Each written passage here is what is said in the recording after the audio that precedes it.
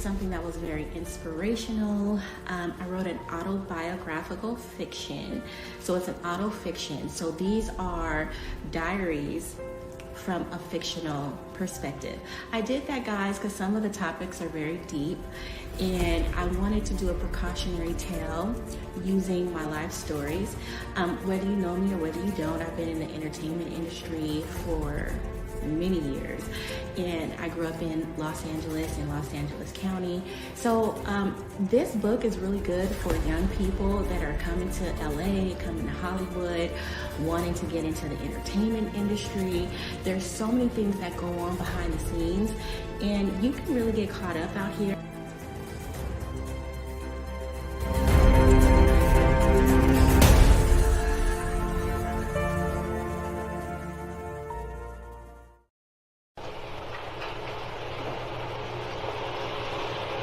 O Allah, guide me among those whom Thou hast guided aright, and preserve me among those whom Thou hast preserved, and befriend me among those whom Thou hast befriended.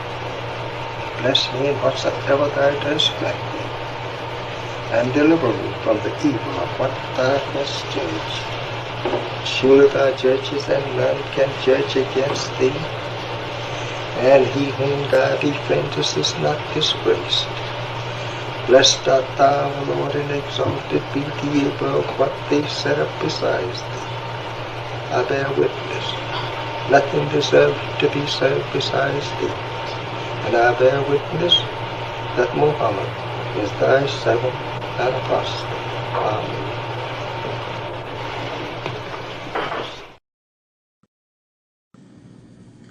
The Honorable Elijah Muhammad, who in my judgment is the master historian,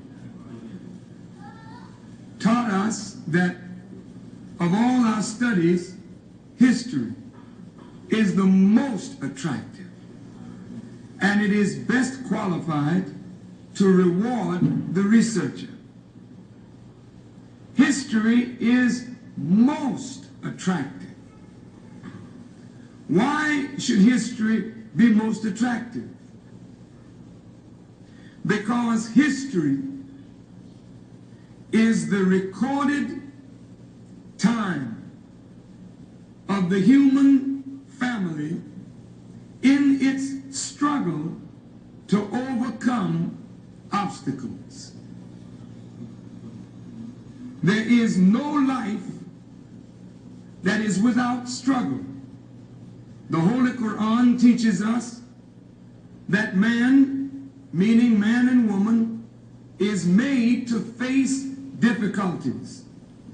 And after difficulty comes ease. But it is history that guides us through difficulty.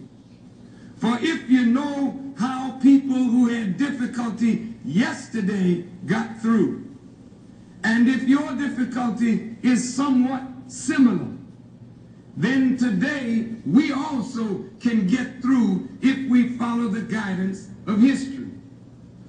This is why Carter G. Woodson and many of our black giants fought for black people to know our history. Because in not knowing our history, we don't have a guide. And without a guide, we are lost.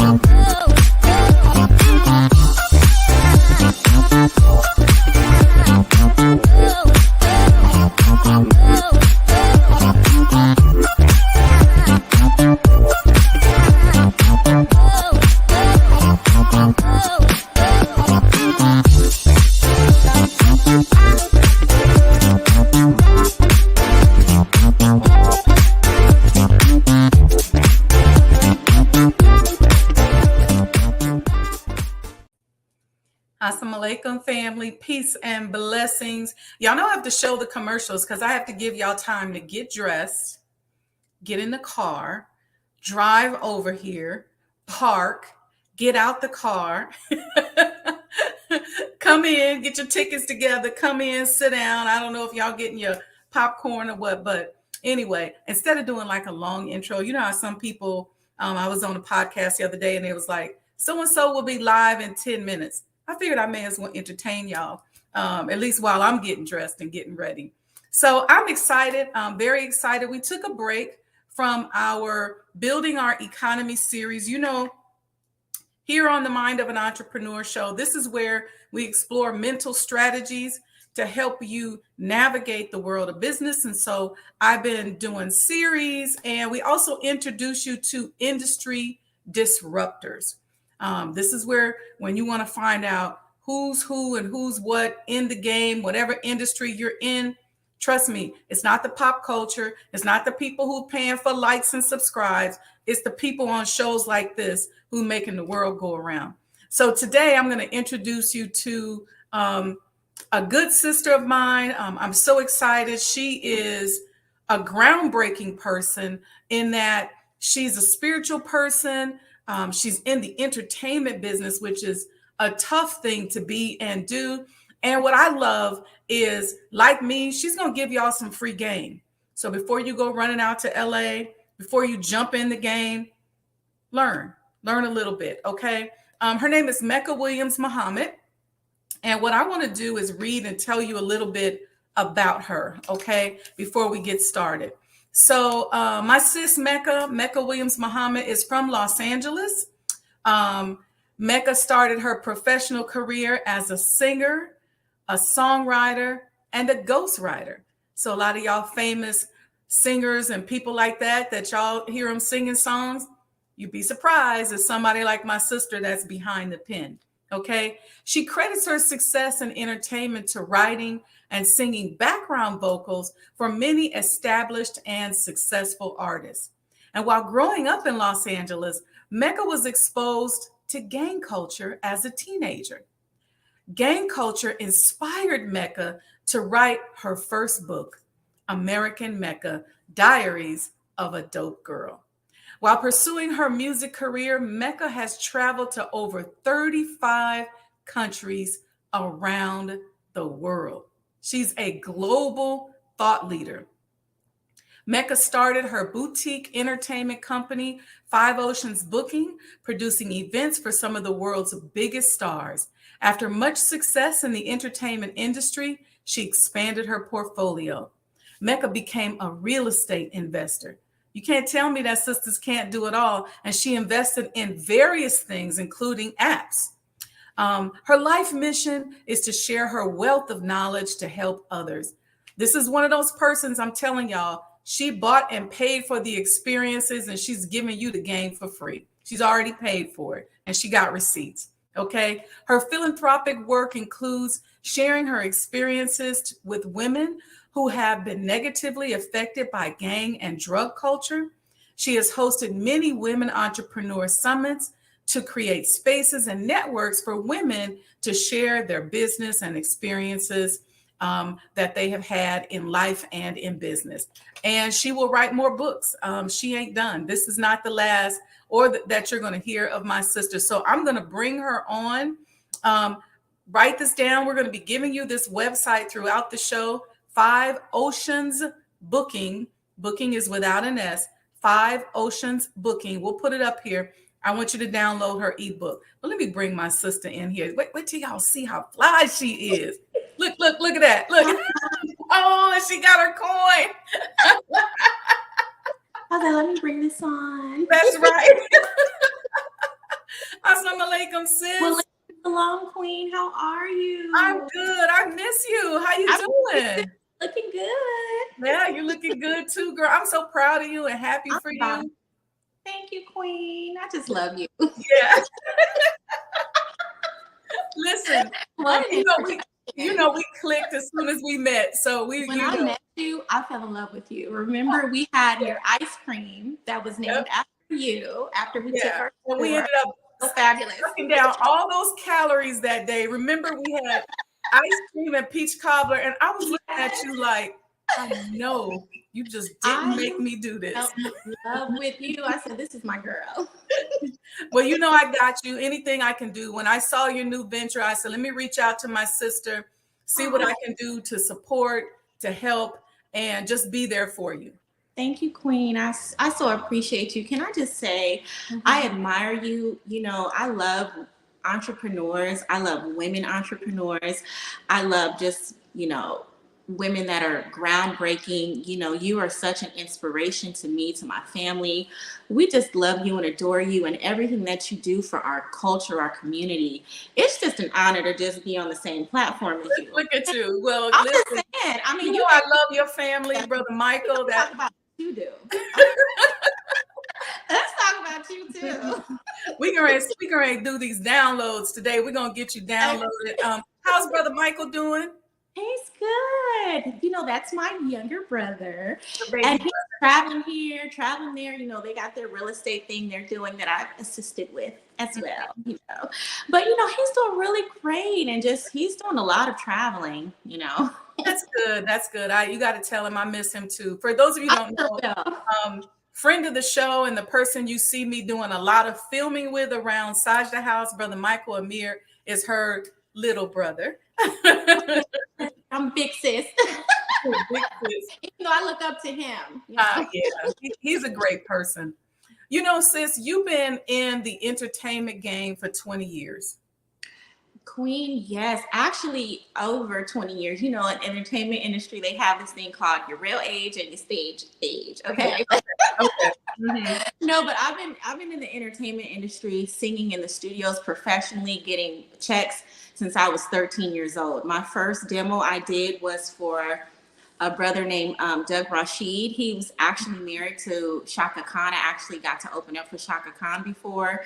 He's a Grammy Award winning producer.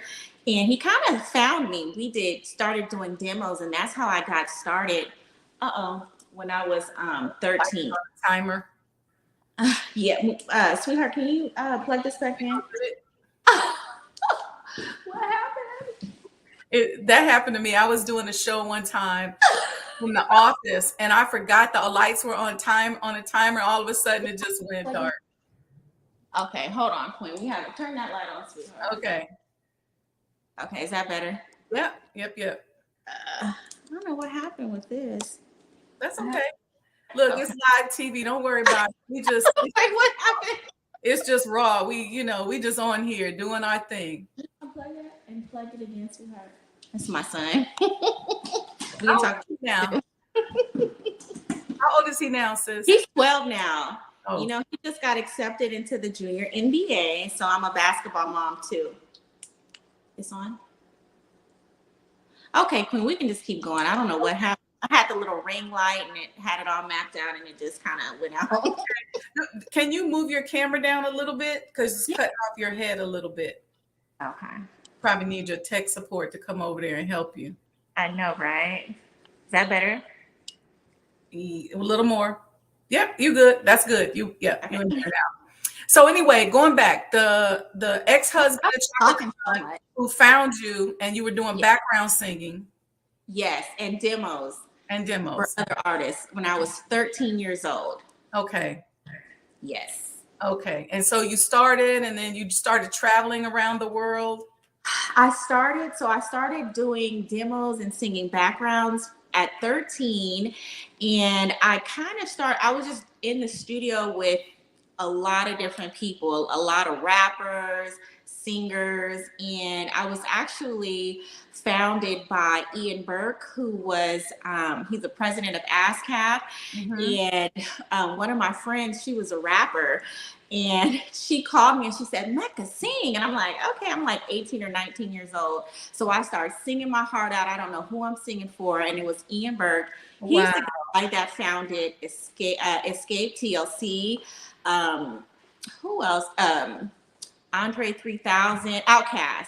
So he was in Atlanta. So I was singing for this big time guy. He founded TLC. I think I said TLC. He founded TLC. So he was putting together a girl group, and they were looking for a Black girl, and they had different ethnicities. And my friend was just talking me up, and I sang. And girl, I was on the plane to Atlanta like the next day and got signed to Sony Urban Music. I had a whole record deal and everything. Mm-hmm. We're gonna talk about some of your music because I went and listened to your whole catalog. I listened to the whole thing. Now, you recently were on, what was it, season 10, episode 1 of Basketball Wives. Oh, yes, Queen. I've been on the show, a friend of the show, for 6 years. Okay. Before I got on the phone with you, Jackie Christie just called me. Okay. She's one of our dear friends in real life. Okay. So, yeah, I've been on that show for 6 years as a friend to the show, but stay tuned. You might see me more. Tell me about that. How did that happen? Well, randomly, just being in the world of basketball, I have a 12-year-old son with an NBA player. He played for the Lakers, Samaki Walker. So that's how they found me, I guess, because I have a son and I'm kind of in that world. And they just kind of been inviting me to the shows. I was just invited to different events. And then they just kind of kept asking me to come on to the show. And me and Jackie are really good friends in real life. And she'll just invite me here and there. And I just ended up on TV and been doing it like 6-7 years. Let me tell you a little secret. I might have told you this. So my mom, I call her like an original basketball wife, right? Because my dad played basketball. And my mom was in that world. She was them before them, right? Like, for real them. Like, and she ain't on here today, so I can tell a little bit of her business. She gonna hear the recording and tell me something. But listen, don't how them women be all around the basketball wives and stuff like that. My mom did not play because my mom was fine. She's still fine, but was fine then and could fight. Right. So it's a little. Listen, and I laugh all the time because I said, mom could be on there and tell some of her backstory. She probably won't tell it though, because they old school. They don't be wanting to. They don't want to tell their business. I fought Queen whether I'm going to be on the show or not because, the reputation of the show precedes itself, and it's a lot that goes on that show, and I'm trying to keep a decorum about myself, and I'm like, trying to make sure I present myself in a good light. Yeah, that's tough. Hustle on there, and I just try to stay away from that. Yeah, I always try to keep it classy. I'm sorry, what you say? I always try to keep it classy and cute. Yeah, that's all. You got to just the beautiful thing about. And we'll go into this because growing up in Islam and deciding that you accept this lifestyle, you have to figure out how to live and how to be, but still navigate your career. Because, I spent my first, 20 years or so in the nation just kind of honeycombed and cocooned in a certain environment. And then at a certain point, it goes, okay, am I going to pursue my career? What's next for me? What did I show up on the earth to do? And so you have to figure out, how do you be yourself and move into these environments? So my thing is, I just go around converting people. I convert white people, Hispanic people, Asians, Black. I convert everybody. I'm so glad you said that because it's always a fine line of just always being yourself first.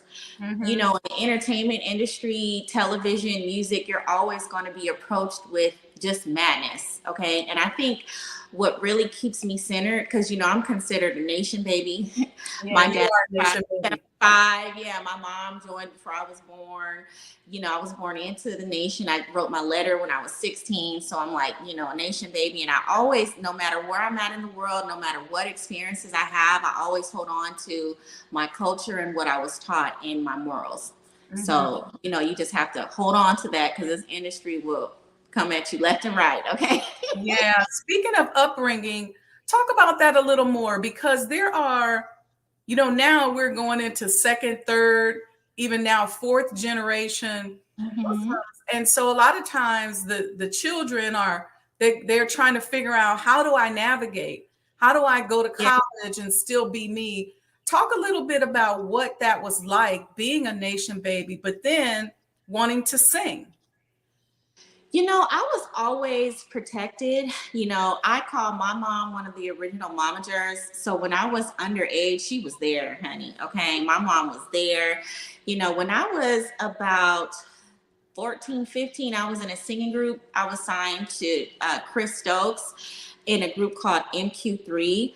And I was like 15, 16 years old, and we were traveling here, traveling there. And my mom would go with me. So I was very protected with my momager. She didn't play that. So I was very protected in that realm. When I got older, I just had to make good decisions on where I placed myself and what I did and didn't do, you know. It's just real. You have to figure out. I know what I found in the business world is you just have to figure out where you're going to go and where you're not going to go. I learned certain places, like I'm not even going to take myself there.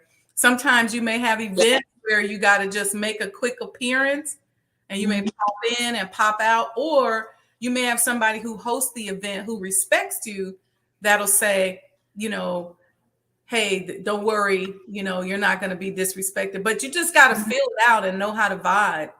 So I have a funny story too, Queen. So when I was, you know, trying to get in where I fit in the music industry, you know, my uncles in the FOI, they were doing the security for everybody. Okay. So many times I'd be out and about and they'd be like, go home.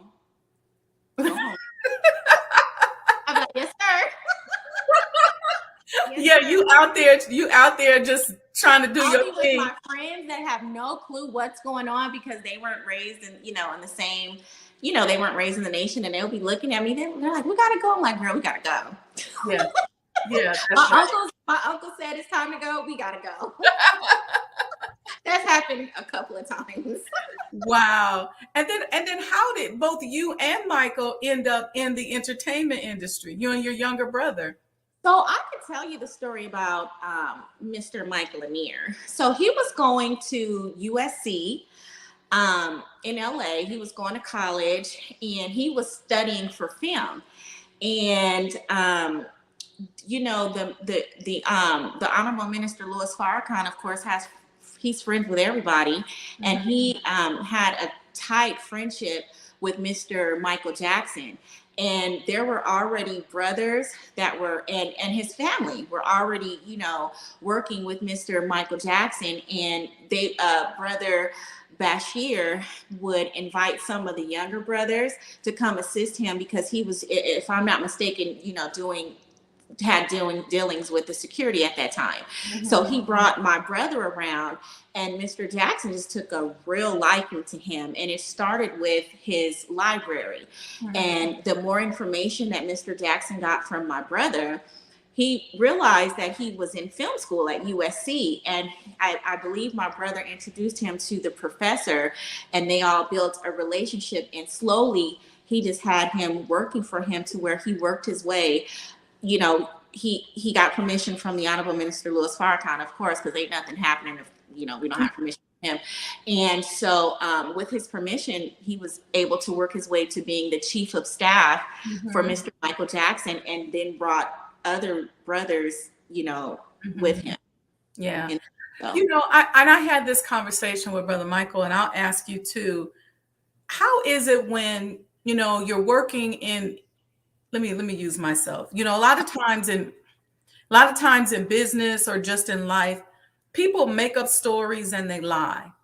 yes. Or they see you with somebody and they come up with something and you're going, where did they get that from? But it's even worse or even more magnified in the entertainment industry. How do you navigate that, especially as a Muslim, when people just lie and make up stuff? Girl, you know, Queen, I've heard so many lies just from everywhere in every direction. And I think, you know, we're just always taught to tell the truth regardless of circumstance. So for me, a lot of the times it's just a lot of restraint. Everything doesn't really need an answer, you know, as long as you know the truth and it's not harming anyone, I just kind of let people do what they do. People are going to say what they say and say they work for this person, say they did that, and it's not the truth. And it comes to the point where if I'm asked, I'll tell you the truth. But a lot of the times, Queen, you just have to just let it roll off. Yeah. I really don't pay attention to lies. Yeah. We know the truth. We all know the truth. So That's right. That's right, sis. I was listening to one of your songs, the feature song Caught Up, and I was thinking about you talking about how you grew up around gang culture. I did. Advocating for women who have been victims of the gang and drug culture. How did all that come about? So I grew up in various cities in Los Angeles, California. I have an older brother, but I'm the second oldest. I'm the oldest girl. So I kind of I met him, right? Yes. My oldest brother, Farad. You met him. Yeah, he ate ice cream with us, remember? Yes. Yeah. Yeah, okay, got it. Yeah.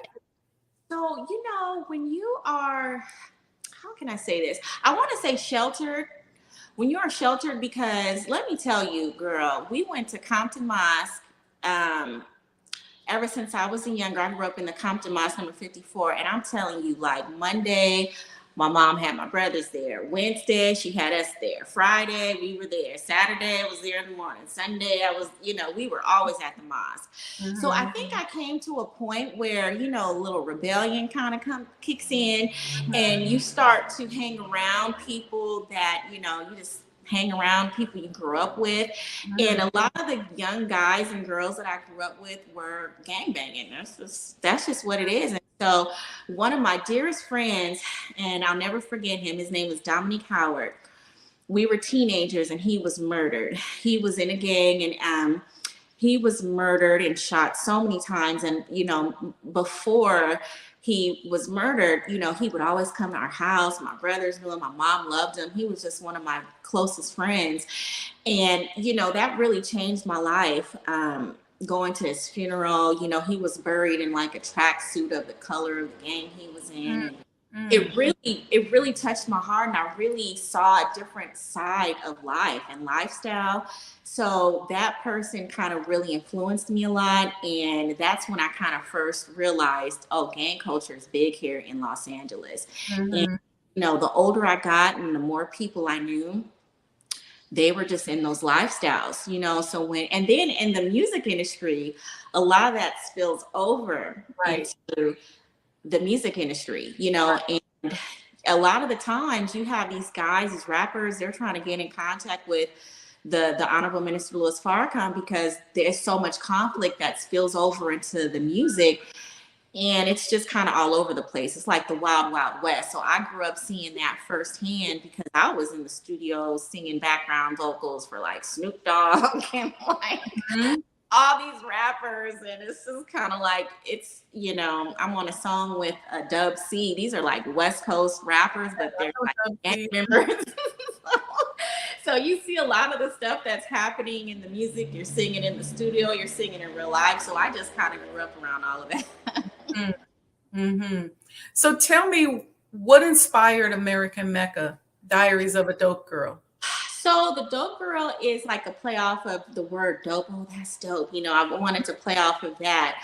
But the diaries came from, I just wanted to give precautionary tales to young people really coming to Los Angeles, because just to be very transparent, a lot of times I see people get caught up in the entertainment industry through the fast lifestyle in LA. Okay. So, being grounded in my faith and my culture, I've never taken drugs. I've never got into that. So I like to tell people and, give them precautionary tales of what can happen if you're not somehow centered. Okay. So that's how that came about. I wanted to kind of give a background of Los Angeles and a background of the entertainment industry, and they're fictional diaries because some of the topics are deep. So I did it through characters. Yeah. But it's just to kind of tell people, hey, LA is no joke. It's very expensive out here, and there's a lot of people who are saying who they are and they're not. And I've seen so many young girls and guys come into LA and come into Hollywood and just really get thrown off from what they came out here to do. And when you're in big camps like the camps that I've been in, you see it all. And so I just kind of wanted to be an inspiration to these people to kind of stand strong in whatever it is that centers you, so that you can make it to the other side, because in the entertainment industry, the shelf life is really short. And I wanted to give people other avenues, with business, Mm-hmm. other things, and having other things that you're doing, because the most money I've made have been on the business side versus the talent side. So it's just kind of like diaries of that journey of Okay. where I am today. What is one of the most impactful experiences that you had, like a bullet you dodged or something you got yourself into that you could tell us about? Pertaining to, let's just say, when I signed my first record deal, I was not business savvy, and they were throwing, I think for my first deal, I got like $50,000. And Mm-hmm. I just thought I made it. I thought I was balling. I was like, woo, Yeah. my family. I'm like, hey, I'm balling. But, I didn't read the contract. So I think that was the first bullet I took in business, and said, wow, they were trying to sign us to a 360 deal, and Mm-hmm. it was a disaster. They gave us a lawyer, an attorney with the label. And I remember we got dropped. It was such a blessing we got dropped. So, in getting dropped in terms of the record label is, after your first term, because we had 4 options. So we had a year and 4 options. So we got dropped, and that was like the best thing that could have happened, because we didn't have to pay the recoupment of the money. But that was a real, that was the first time I was like, wow, people really can get you just by paperwork. And if you don't really read what's going on, you won't have any money. So I'm thinking I'm getting all this money, and we should have been getting a lot more money. The deal was worth like $1 million or something dollars, and we were getting nothing compared to that. So that was kind of an eye opener for me, signing my first contract and not really reading it. That's the first and last time I did that. Mhm. No, I understand. And then, right now, if I was a 15-year-old girl saying I'm about to run away from home and go to LA, what would you say to me?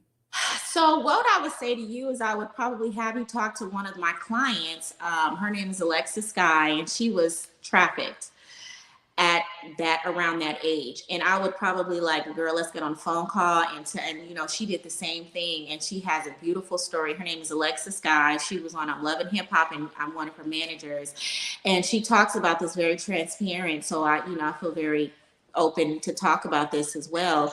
But she was trafficked as a young girl running away, and the people that trafficked her were having her doing horrible things. And I would probably just be very transparent and say, you don't want to do that, dear, because there's people that want to prey upon you. And human trafficking is very real, and a lot of the time that's what happens. There's a couple of streets out here in LA where that goes on, and it's very sad.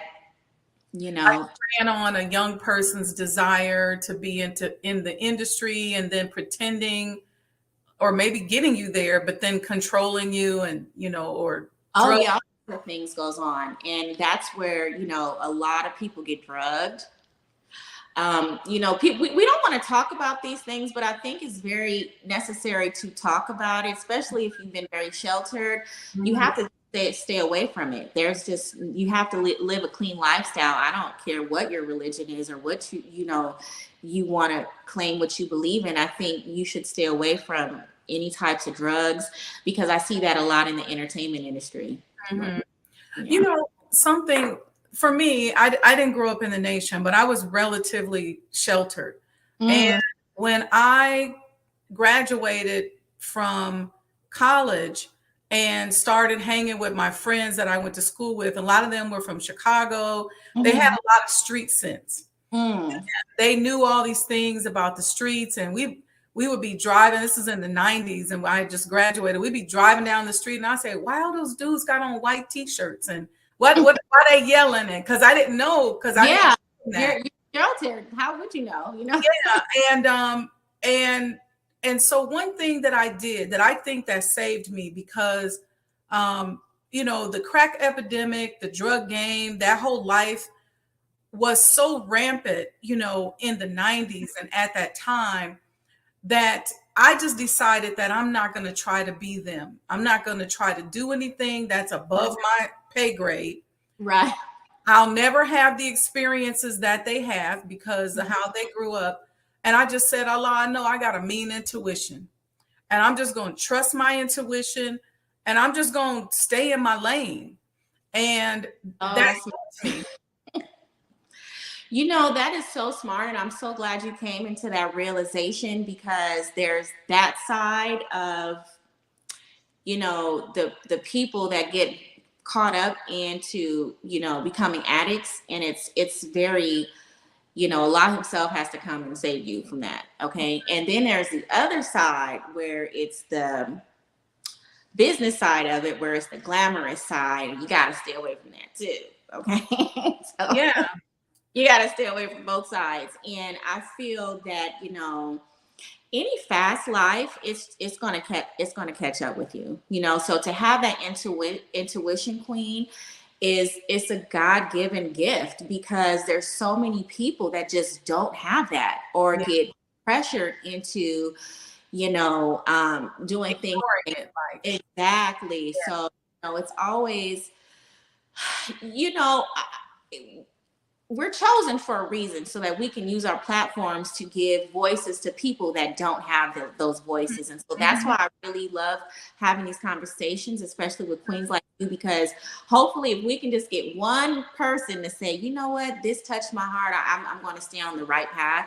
That's, I did what I wanted to do. You know what I mean? And I really want people to really take these tales, these precautionary tales, and internalize them. And everything that glitters is not gold. I think that's pretty much one of my biggest themes in my book. Everything that glitters is not gold, and you have to stay centered and focused to your morals. I think that's the biggest thing I want to relay. Is the solution us having our own labels and putting out our own music and distributing it? Because everybody doesn't have a parent that, like yours, that can just take off and go with you and there. What's the solution? Because arts and craft is so important in a civilized society, right? Art, music, culture. But how do we promote that when this industry is so wicked? Queen, I'm so glad you said that, because personally, I went to Chapman University.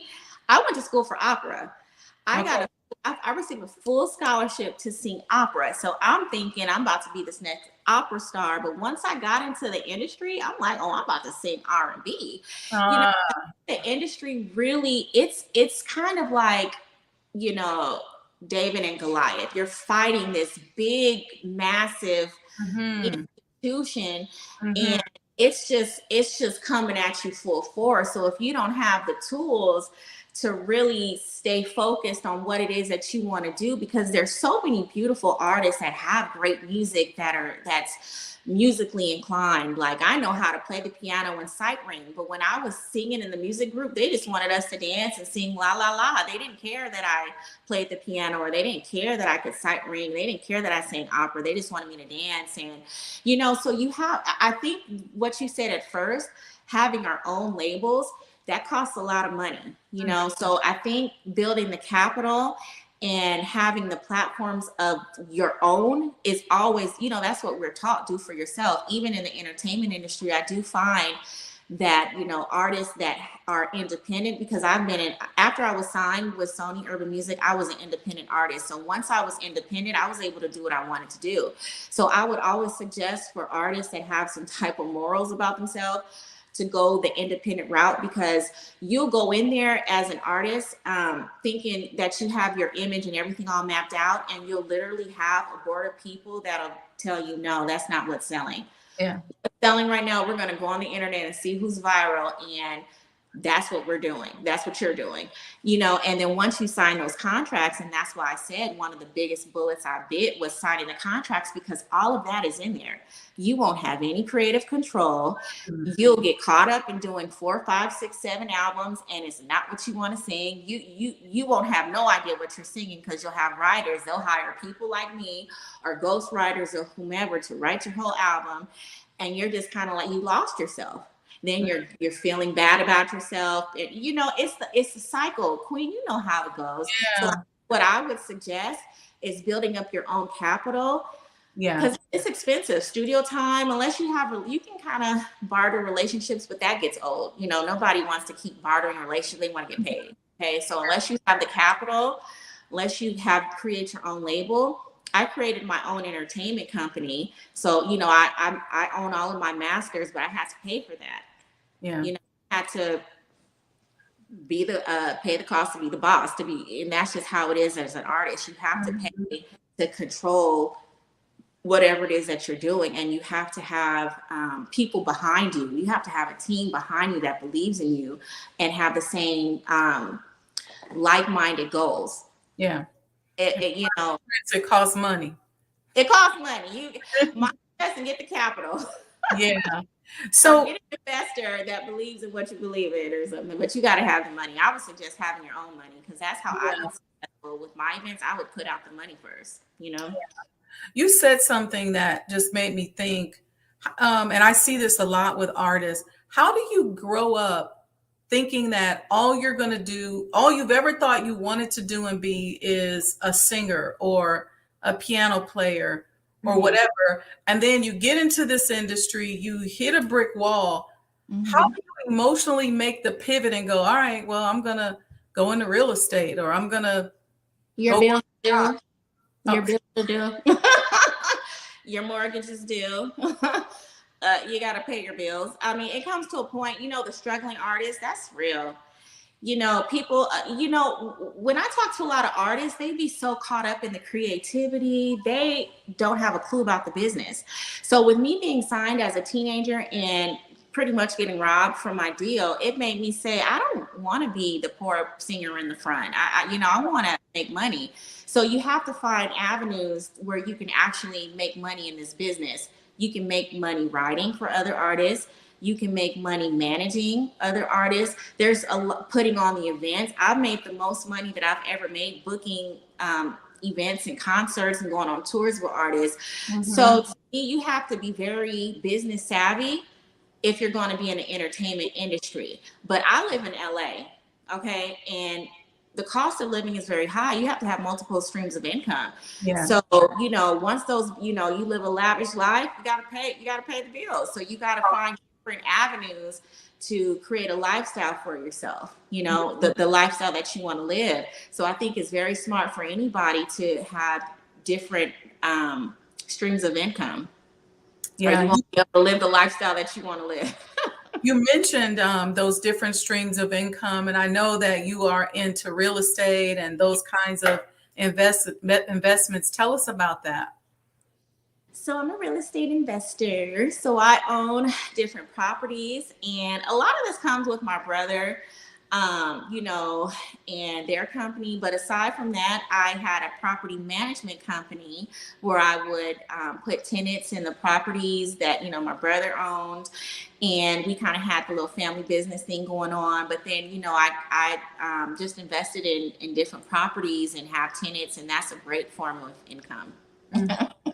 Yeah, no, that's real in terms of just thinking outside of the box and figuring out how you're going to make money. 'Cause entertainment always for me, I not like you, but I grew up singing and playing the flute and the piano. Oh, I know that. We got to play together. And but I always wanted to be a businesswoman. So even when I tried my hand at entertainment, I was like, this ain't enough money for the work. Yeah. I'm not managing nobody and doing all this work and getting 10%. So if $100,000 come in, all I'm getting is 10,000, and I'm the one. I know you singing and everything, but what's really going on? So I just because you're creating opportunities for them to sing, like you're really putting in the work. I think. Yeah, I couldn't. I was like, nah, this is too. is too much. And I think I didn't fit the profile. You know, I think I just they probably was like, don't be messing with this girl. I'm asking too many questions. And Yeah, you're too smart. yeah. I was way too cerebral, so it just didn't. Sometimes you gotta play the role like, oh, I'm just here, you know. Yeah, I wasn't taught to do that because my father never let me. I never got to talk in that kind of voice. Like he's like, look, be feminine, but be assertive. You know, express yourself, say what you want. You know, teach people how to treat you, and you know, my father coming from that basketball game in the 70s, that kind of pimp era. So he put me up on a lot of game. So by the time I got ready to go into it, I knew too much. You know, I kind of have this. Well, you know, my dad, you know, he's very street savvy. So I was getting gems here and there, you know, and it really helped me out because in the entertainment industry, it's very male dominated. Yeah. And, you know, you kind of have to sit at the table with the big boys and, you know, hold your guns especially when I do my business for my entertainment company. Yeah, you got to come in there assertive and be about your business and your business only. Is that changing a little bit? Like, I know you've been on Basketball Wives and you and Jackie Christie are friends. And are you seeing that change a little bit? As far as it being male dominated? Yeah, or just women being able to have a voice a little more? I don't really see it changing that much. Wow. In 2024. You would think so. I feel like it's fake news when you're feeling like it is, because there's a facade that it's kind of that way, but it's really not. Yeah. I could see that. I could sort of see the facade. And that as women, we're not really making the breakthroughs that it looks like we're making. Even in business, believe it or not. I mean, there are more of us going into business and we are doing better than what we did do, but there's still the discrimination against the sisters like myself who are who work their way to get there, as opposed to people who do special favors or who maybe come out of entertainment and go into business. They might get Entrepreneur of the Year, but then somebody like me who may not get it. So there's still you know, those dynamics that exist. So I understand. Yeah. You know, I feel very proud because I feel like I'm like personally getting to know more women entrepreneurs with great businesses. Yeah. We just need to be more in those decision-making positions. I feel in entertainment. I can't really speak to other industries. I can speak in real estate. I feel like we're breaking through just as a community, not necessarily sex, gender, you know, but as far as the Black community, I feel like we're doing great strides with real estate. I can't say that. I feel like there's more conversations about investing, where to invest. And I really feel my brother and, you know, Oasis is really spearheading that conversation. You know, they partnered with Earn Your Leisure. They're a great platform about investing and financial literacy. So I do see as a community as a whole, we're doing better in those conversations. But in entertainment, not so much.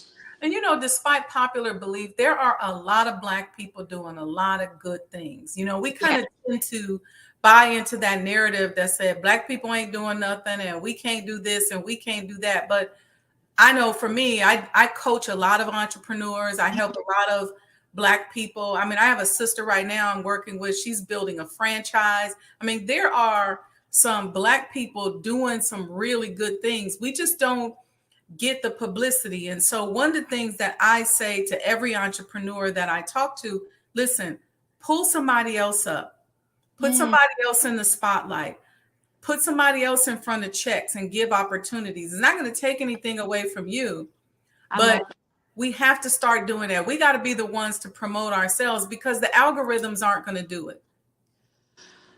Girl, the algorithms on social media are such a disaster. So yes, we have to create our own networks to promote our own agendas. So, tell me before we get ready to get out of here, what is the primary lesson that you will want all of us, because it's not just young people going to Hollywood. Okay. Um, what do we need to know? What do we need to guard against? Because, and let me preface it this way. Pop culture is so dominant. And so what happens is it takes over all our lives. You see senior citizens twerking on TikTok. Yes. I don't mean to laugh. It's ridiculous. You know you've seen that. I'm like, what am I watching here? And so it's like we're like, okay, I see somebody and they're a stripper, I'm gonna dress like that. And people are feeling the pressure of it, and we're all impacted by it, whether we like it or not. It's like interface. Yeah. I lived in the middle. I don't know if you know this, Queen, but I lived in Dubai for 3 years, and they block all that stuff. It's like literally illegal to like get on the web and view certain things. It's just blocked in their country. Unfortunately, in America, that's not the case. We're overstimulated, right? Yes. You can follow, I'm not really on other platforms, but I am on Instagram, and you can follow who you follow, and the algorithms comes up and you start seeing stuff they're following, and it's just like, it's just a disaster. And in America, we are so celebrity crazed, right? It's a celebrity driven culture because it's like you said, pop culture just kind of runs it out here. So for me, I think you just have to get to the basics and just kind of get to your personal goals. For me, Queen, I have to set a timer for my social media. I can't be on there more than a certain amount of hours per day because I got things to do. I got contracts to look at. I got phone calls to make. And you can just kind of see yourself, spiraling into just the shade room or whatever it is that you're looking at. So for me personally, circling the drain. Yeah, I have to set clear boundaries. I don't let my son on there. He's 12. I think we should all set boundaries when it comes to social media because it's such a big part of our lives, and you can really get distracted. So for me, what I do every day, I have a calendar and I have times and I have a schedule. And within that schedule, I set a time aside for when I'm going to do social media, but I don't even post it. Like I post once every week or every couple of weeks. So, I feel like limiting distractions is crucial for you to meet your goals.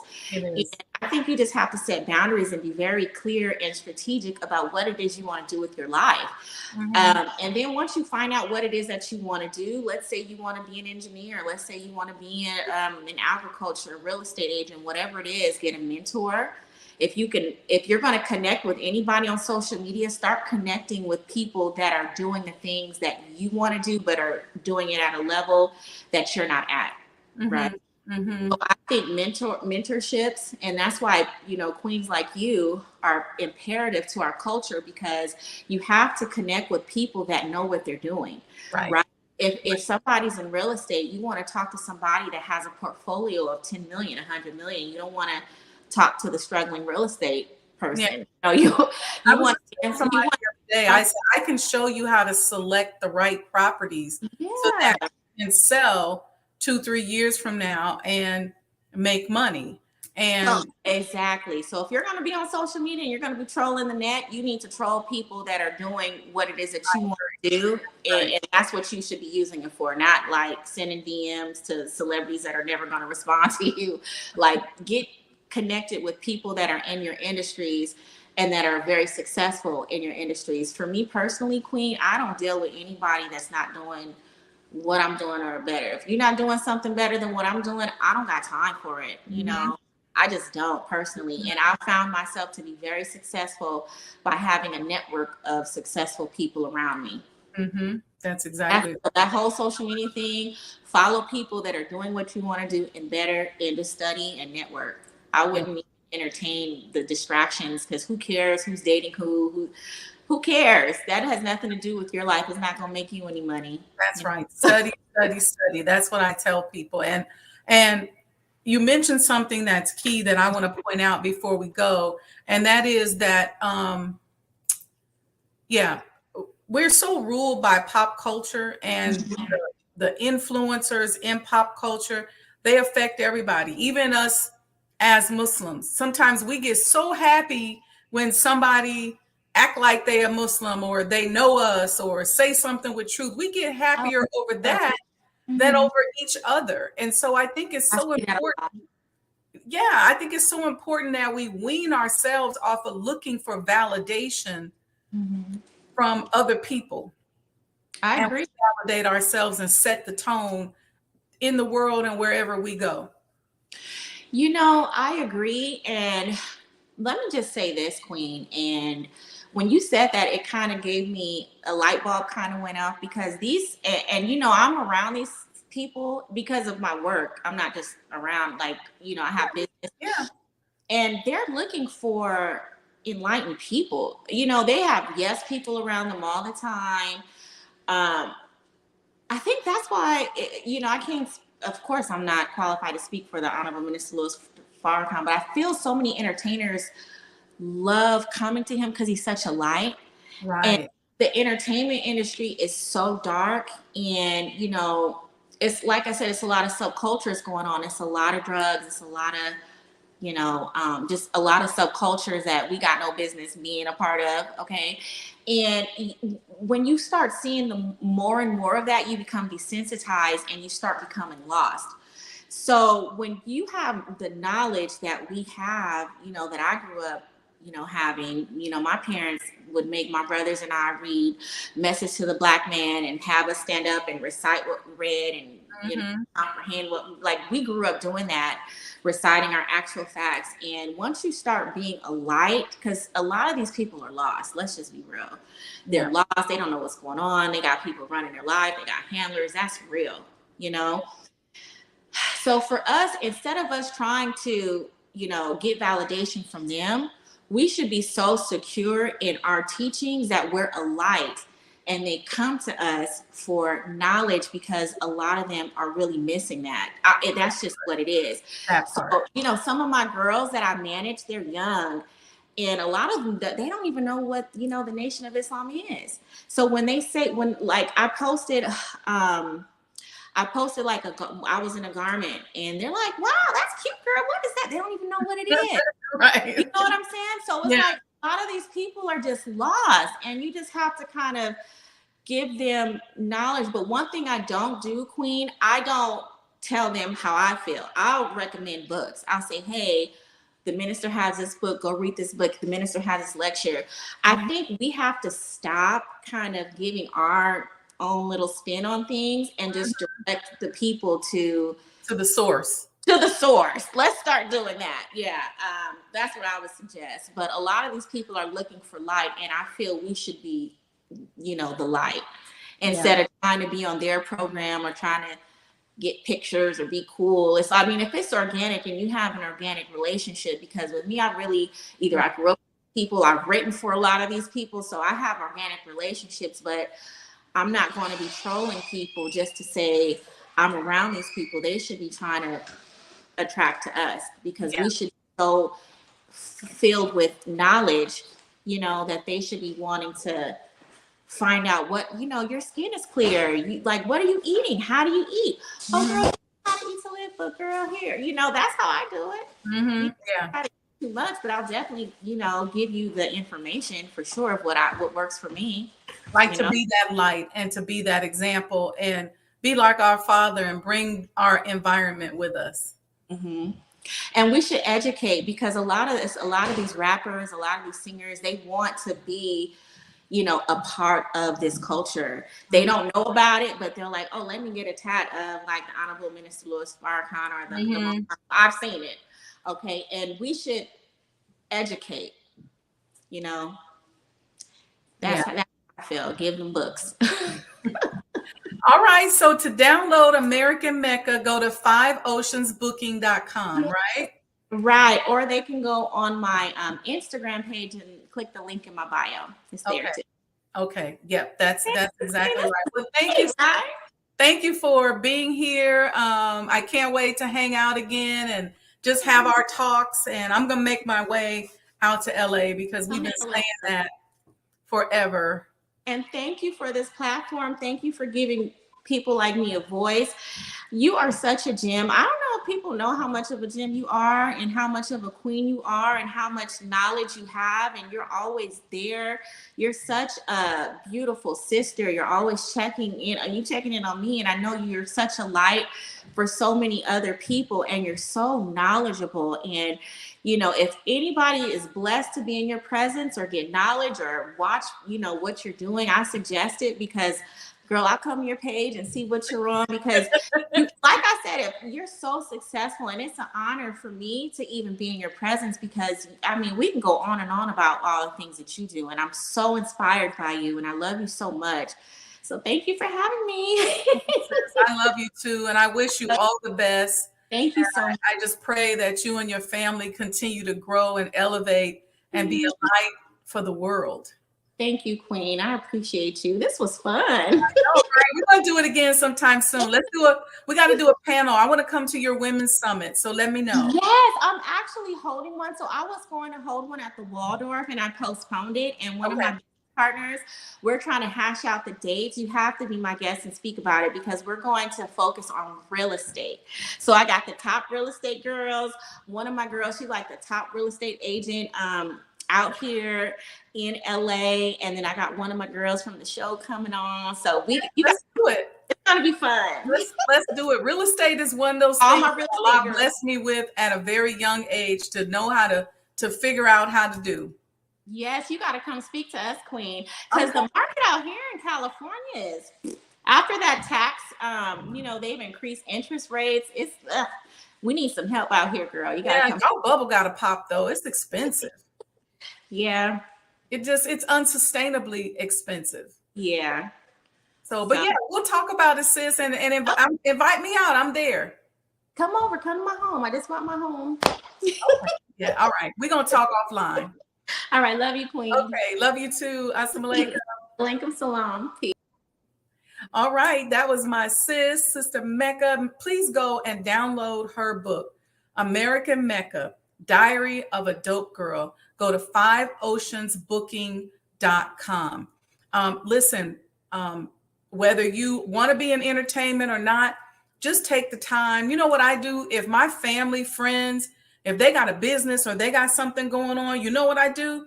I just go support. I just go click on it, download it, whatever it is, and just pay it and do it because we have to start taking care of one another. Remember, there's $1 trillion that passes through the hands of Black people in America every year. You can't tell me we don't have money. We just got to learn how to start recycling that. We got the money. We are not poor. We are not broke. None of that. We may not know who we are, but we got money and we spend money. And so let's start putting somebody else in front of that money instead of other cultures and let the money circulate a little bit more into our communities. So I'm sorry I didn't go to the chat a lot tonight. I see you there, Sister Sandra. She said, beautiful. Thank you. Thank you. You enjoyed the show. I'm so grateful that you enjoyed it. Thank you, Brother Ronald, for jumping in. Thank you. Thank you. I see y'all kind of quiet today. So this week on Sajda Saturday Morning Coffee Talk, I have not decided yet. Haven't gotten the download of what we're going to talk about, but we will figure it out. We are working on our exhibit for Savior's Day. I hope you all will come and see us at the NOI historical exhibit that's going to be there in the arena. We're there every year. It's going to be a special year, though. This one's going to be bigger and better, the best ever. Every year I say this Savior's Day is the best Savior's Day ever. So I'm looking forward to this coming Savior's Day being the best Savior's Day ever. So I ask, as you all see, that you help support the completion of the Honorable Elijah Muhammad House Museum. Take a little weight off your sister's shoulder. Just go to supportsajdahouse.com and support, buy a coin. You saw Mecca had her coin. Mecca also has a couple of pendants as well. She's been an amazingly supportive sister. If you also enjoy this platform, let me give you our the Cash App. If you support this platform and you like these shows and you like what you see, then go to Sajda Enterprise, Give Back Enterprises on Cash App, give back, make a donation. We're giving you this free game, and I'm going to do my best to continue to give the free game. And I thank Allah for you all supporting me. So anyway, with that, family, we will see you all Saturday for the Sajda Saturday morning coffee talk, where we talk about life, love, and business. And go back and check out some of the other shows. I've done shows on manifestation. I've done a show on the master key system. I've done shows on the accomplishments of the Muslims. There's shows on here about intuition and competition and negotiating and you name it, perception, just all these different tools that you need to tap into in order to be an entrepreneur, so that we continue to grow and expand our mind. So go through here. I'm also on I'm on SoundCloud, I'm on iHeart, Spotify, so you can listen in your car. One of the things that I do, and I especially did when I was first starting out in business, my car was literally a rolling university. When I was on the bus with my Walkman, that was my rolling university with my cassette tapes, and I was on that bus studying and learning. When I would take the train into work, it was the rolling university. Got my little CD player, was the rolling university. When I started traveling in the consulting world, I'm on the plane, my earphones in, and I'm on YouTube, and I'm studying the subject, I'm reading. So these are kind of things that you can do with these amazing tools that we have at our fingertips. When I'm in a hotel, I get up in the morning. If normally I might have other things to do. If I'm kind of stuck in the hotel, I'll take that hour and I'll make sure that I'm studying and reading, studying my Quran, studying my business books and other subjects. Just broadening my horizons and my educational horizons, I should say. So this is important. I'm a student. I've been a student since the day I was born, and I'll be a student till the day I die. And I study something every single day. Today, now I am restudying. I'm reworking on the restrictive laws of Islam. So I've been studying that. And I have another book here. I'm studying also Black Chicago's first century, and studying all these business people that actually made Chicago great. It's important to me. I'm studying the businesses that we were into after Reconstruction, because I'm working on I have two books I'm actually working on. One I'm not going to tell you the name of, but the other one, of course, you all know, is The Making of Sajda House. So anyway, with that, family, I will see you all Saturday, inshallah, on the Sajda Saturday morning coffee talk. Please support sajdahouse.com. Make sure you Cash App, send us a donation to Sajda Enterprises. We greatly, greatly appreciate it. Listen, this is all about preserving Black history, preserving our history. I bought this 12,000 square foot mansion with a 2,000 square foot coach house that formerly was the home of the Honorable Elijah Muhammad. And I've been working the last now 4 years to convert it into a museum. And I'm just that close. It's been independently funded, independently designed, but really independently funded. And so it's been over a $5 million project. We're close to at the end. So I always say, help your sister push this baby right on out.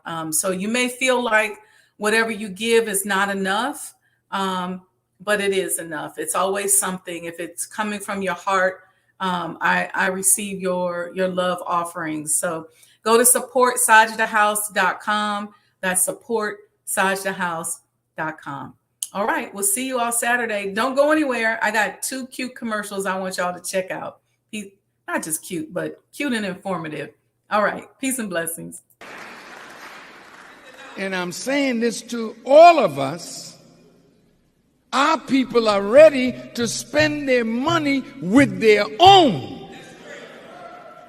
There's no time better than this for 6 or 8 of you to pool your money and look in the community and open up a store to fulfill the needs of our people, and we will support you. It's your time now. That's being a man. Supporting your own people that are in business. Going into business yourself. Think out of the box. What can you create that will put black people to work?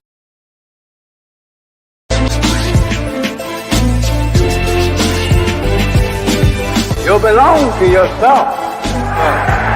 You're an independent people, created from the nation of free people. Yes, sir. You don't need to go nowhere but to yourself. Yes, sir. There will be a great separation. Yes, sir. So I said, it is on now. The college is meant to prepare you for your future. That the time dictates that if we don't do something for ourselves as a people, we will be destroyed. And the aim of the enemy right now is to take us out. We have God with us. We have Him as our guide. Yes, sir. We don't have to stand around here and ask the question, what must be done? Yes, sir. Get up and let's go and do something. Yes, sir. We cannot sit down. We cannot lay down. Yes, sir. We must get up. Yes, sir. And go to work. Do you know what real joy is in life? Visioning something and bringing it into reality.